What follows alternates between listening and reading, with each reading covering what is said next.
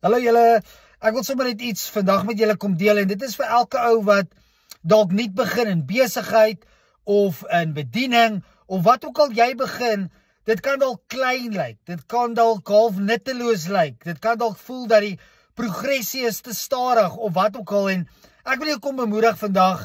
Die Bybel kom sê vir ons in Sagaria 4 die volgende, het sê, moenie die dag van klein dingetjies gering ag nie.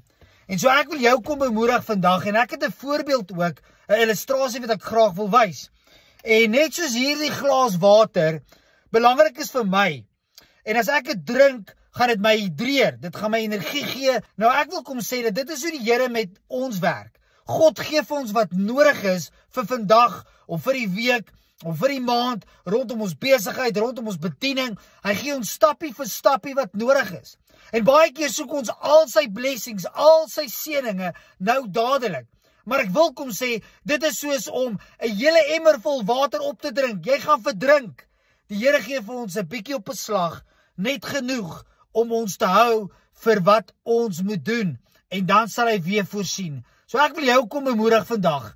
Mag jy toelaat dat die Here jou hydreer, dat die Here jou vul met dit wat nodig is vir jou besigheid, vir jou bediening, sodat jy dit kan doen wat nodig is. Moenie moedeloos word nie, moenie dink dit is nutteloos nie. Die Here is besig en hy weet wat hy doen. En so, mag julle geseënd wees, mag julle 'n blessing wees en mag julle nie daai klein begin gering ag nie. Blessings vir elkeen van julle.